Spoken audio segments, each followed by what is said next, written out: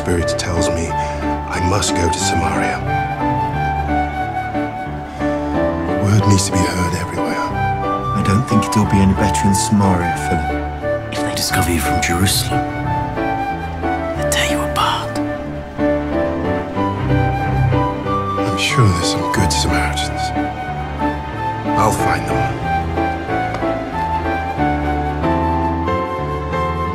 Selamat pagi adik-adik, apa kabar semuanya? Semoga sehat-sehat selalu ya. Kita bersyukur karena kita masih dalam perlindungan Tuhan dan Tuhan mengasihi kita. Sama seperti Tuhan mengasihi tumbuhan dan binatang di luar sana, Tuhan juga mengasihi kita. Yuk kita menyanyikan lagu Burung Pipit yang Kecil. Burung pipit yang kecil dikasihi Tuhan, terlebih diriku dikasihi Tuhan.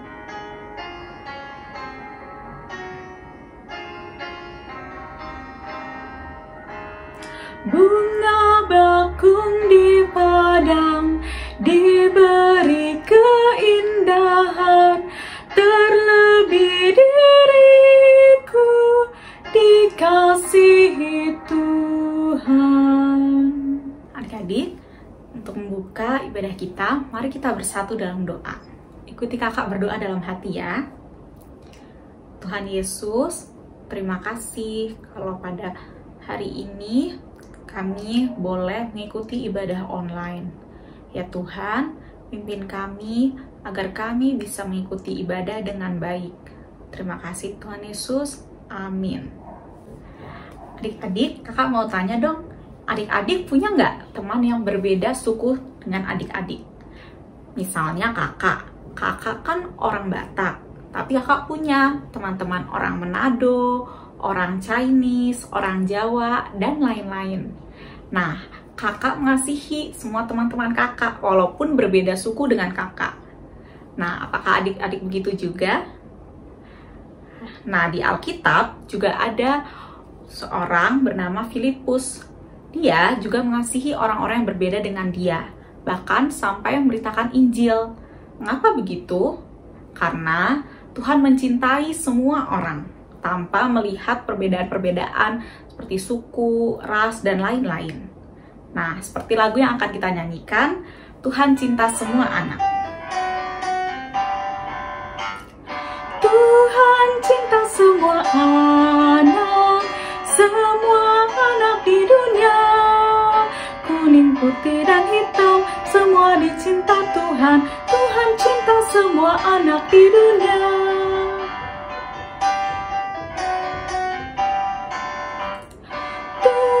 Cinta semua anak di dunia.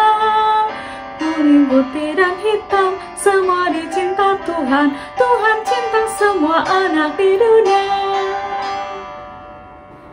Adik-adik, kita sebentar lagi akan mendengarkan firman Tuhan. Hari ini Kak Todo akan menceritakan tentang Filipus. Seperti yang kakak bilang tadi, kalau Filipus ini mengasihi orang-orang yang berbeda dengan dia. Filipus itu seorang Yahudi, tetapi dia mau memberitakan Injil ke orang Samaria dan Ethiopia. Nah, sebelum mendengarkan firman Tuhan, mari kita menyanyikan lagu Kubuka Hatiku.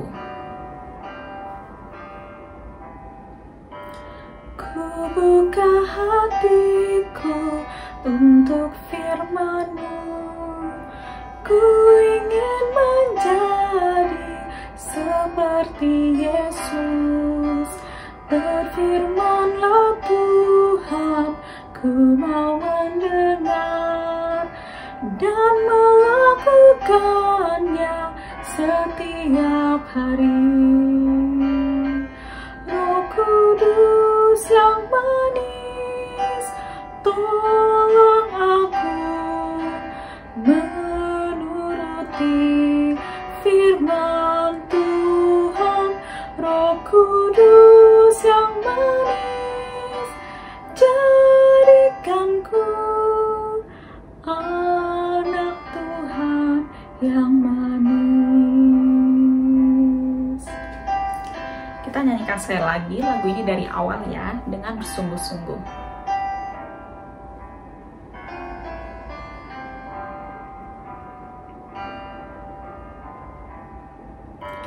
Ku buka hatiku untuk firman-Mu, ku ingin menjadi seperti Yesus.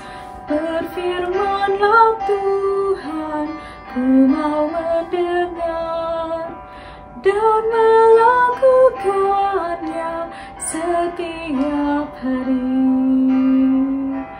Roh Kudus yang manis, tolong aku menuruti firman Tuhan.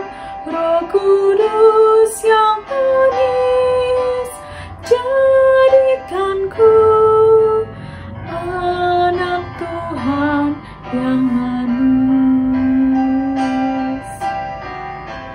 Halo adik-adik, selamat hari Minggu.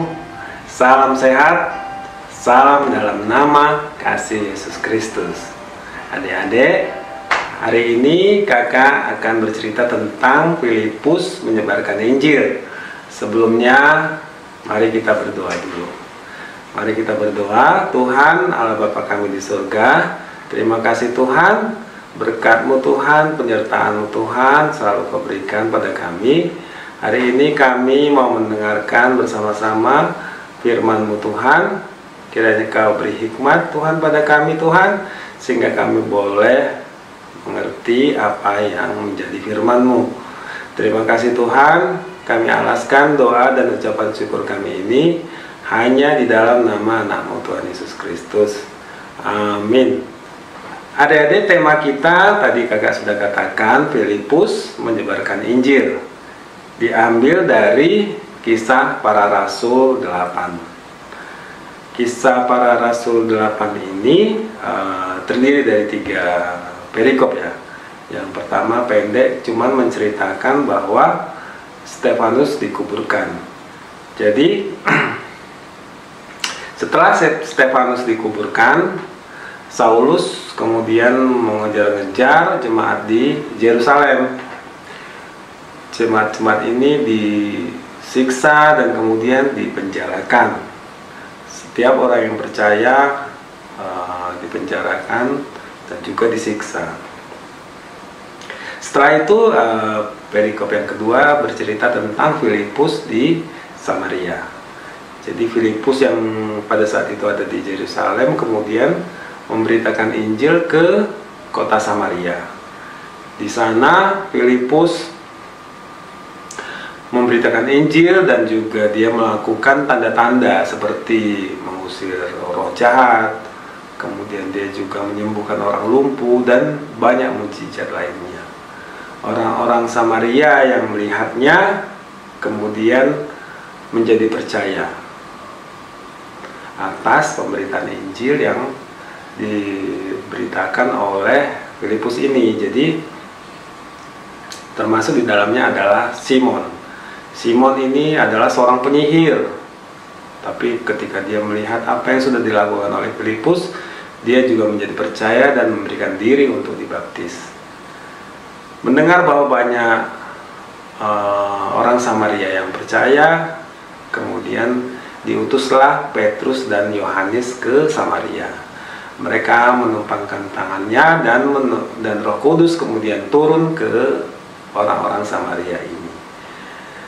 Dan kemudian Simon juga melihatnya, dia berkata bahwa bisa nggak itu saya beli kuasa itu ya. Tapi itu adalah hal yang salah dan kemudian Simon bertobat. Dan setelah dari Samaria kemudian Tuhan memerintahkan Filipus untuk berangkat ke selatan ya, jadi di bawahnya dari Samaria itu, jadi kembali ke arah selatan. Kan Samaria itu ada di atas Yerusalem ya. Jadi turun lagi ke bawah, sampai dia ke arah Gaza. Nah, dalam perjalanannya ini dia bertemu dengan seorang Sida-Sida. Jadi Sida-Sida ini adalah seorang wakil dari ratu negeri Ethiopia. Jadi dalam perjalanannya ini, jadi Sida-Sida ini adalah orang terpandang ya. Dia melihat Sida-Sida ini membaca kitab Yesaya, dan kemudian mereka mengobrol, dan akhirnya Sida-Sida ini memberikan diri untuk dibaptis oleh Filipus. Setelah itu kemudian Roh Tuhan melarikan Filipus sampai di Asdod ya. Jadi Asdod itu di utaranya Gaza. Nah, dari Asdod kemudian Filipus menyebarkan Injil ke semua kota sampai ke di atas Samaria, itu adalah Kaisarea. Jadi demikian kisah para Rasul 8 menceritakan tentang penginjilan. Penginjilan adalah amanat agung dari Tuhan yang kita lakukan sampai sekarang. Bagaimana contohnya di Indonesia misalnya ya, kakak punya teman seorang sarjana teknik, dan kemudian dia ke Papua, tepatnya di Manokwari. Dia sempat menjadi pegawai Pemda di sana, pegawai pemerintah. Akhirnya dia terpanggil untuk memberitakan Injil dengan cara seperti apa, adik-adik? Dia mencoba menjangkau suku-suku yang ada di pedalaman dari Manokwari atau Papua tersebut. Caranya bagaimana? Dengan menerjemahkan Injil atau Alkitab ke dalam bahasa-bahasa suku tersebut. Ada ratusan suku dengan ratusan bahasa di sana. Dan masalahnya juga suku-suku ini belum mempunyai kemampuan untuk membaca dan menulis, sehingga Injil itu diterjemahkan dengan secara audio, jadi bukan secara teks. Sehingga audio ini bisa diputar di handphone kan. Kalau handphone kan sudah cukup umum menjangkau suku-suku. Dan ketika mereka mendengarkan Injil dibacakan dalam bahasa suku mereka menjadi sangat tersentuh dan menjadi percaya. Jadi kemudian kakak juga ada teman di Kendari, dia juga melakukan hal yang sama, menjangkau suku-suku yang terpencil. Juga gereja kita mendukung pelayanan di Bapuaya. Bapuaya itu 4 jam dari Palu ya, di Sulawesi, mendukung pelayanan mahasiswa Sekolah Tinggi Teologi Setia untuk menjangkau suku-suku di Bapuaya. Nah, bagaimana dengan kita ya adik-adik? Penginjilan itu seperti apa di kita? Kita bisa menginjili dengan menunjukkan sifat-sifat Kristus di dalam diri kita, karena kita menjadi kitab terbuka bagi semua orang, sehingga kita adalah duta Kristus kepada semua orang, tidak hanya kepada teman-teman seiman, tapi juga menjadi duta Kristus ke segala suku, agama, juga status sosial. Jadi seperti itu kita tanpa memperhatikan suku bangsa ya, seperti kita belajar tadi dari Filipus, di mana dia pergi ke Samaria, padahal Samaria sama Yahudi ini kan saling tidak menyukai. Bayangkan kalau kita tidak suka, itu tidak menjadi halangan bagi kita untuk menjadi duta Kristus ya. Kita adalah kitab terbuka di hadapan semua orang. Kitab terbuka tentunya sebagai kitab dari Kristus. Sifat-sifat Kristus kita menjadi nampak di dalam diri kita. Jadi kita juga tidak boleh eksklusif, melainkan menjadi inklusif. Semua orang kita harus bisa masuk dan menjadi duta Kristus.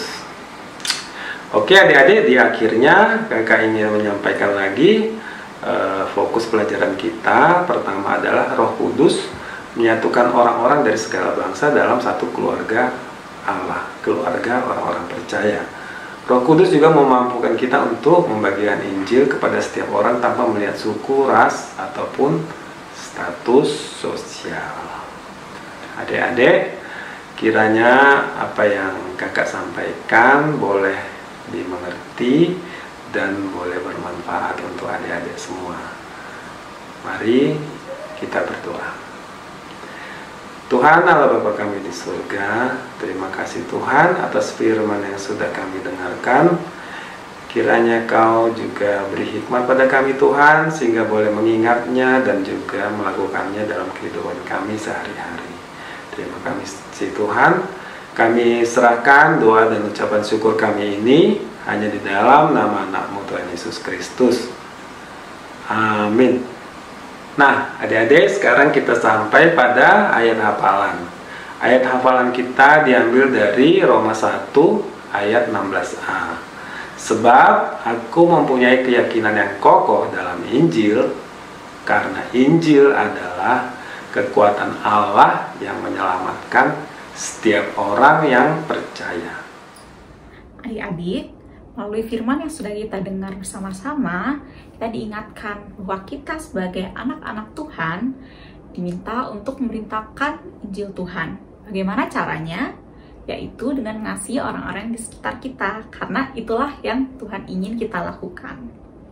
Nah, adik-adik, kita akan mengumpulkan persembahan. Untuk mengumpulkan persembahan bisa dengan masukkan ke amplop lalu nanti dibawa ke gereja, atau dengan transfer ke rekening, atau dengan scan barcode berikut. Minta tolong papa mama ya. Untuk mengirimi persembahan kita, mari kita menyanyikan lagu Bawa Persembahan.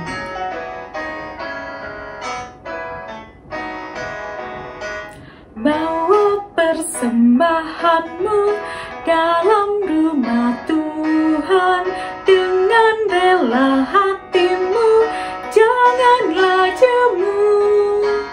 Bawa persembahanmu, bawa dengan suka, bawa persembahanmu, tanda sukacitamu, bawa persembahanmu, ucaplah syukur.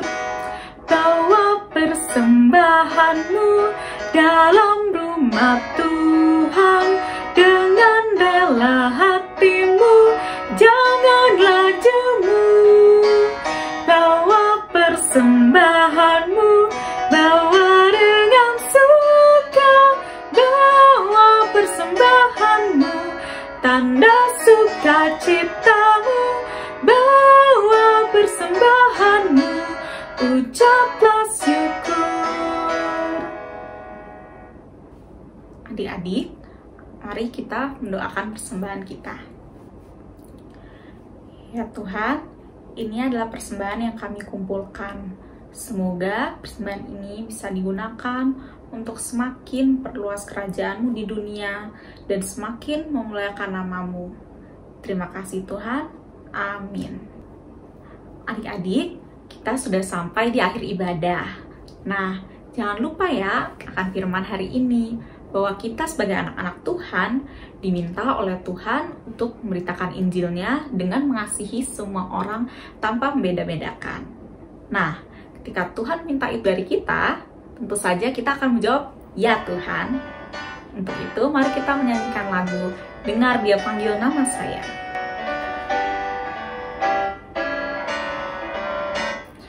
Dengar Dia panggil nama saya, dengar Dia panggil namamu, dengar Dia panggil nama saya, juga Dia panggil namamu. Dengar Dia panggil nama saya, dengar Dia panggil namamu, dengar Dia panggil nama saya, juga Dia panggil namamu. Ku jawab ya, ya, ya. Ku jawab ya, ya, ya.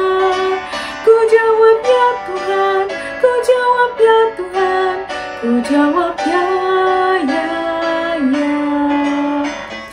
Oh girangga, oh Tuhan Yesus amat cinta pada saya. Oh, giranglah dengar Dia panggil nama saya, dengar Dia panggil namamu, dengar Dia panggil nama saya, juga Dia panggil namamu. Ku jawab ya, ya, ya. Ku jawab ya, ya, ya. Ku jawab ya Tuhan, ku jawab ya Tuhan, ku jawab ya, ya, ya.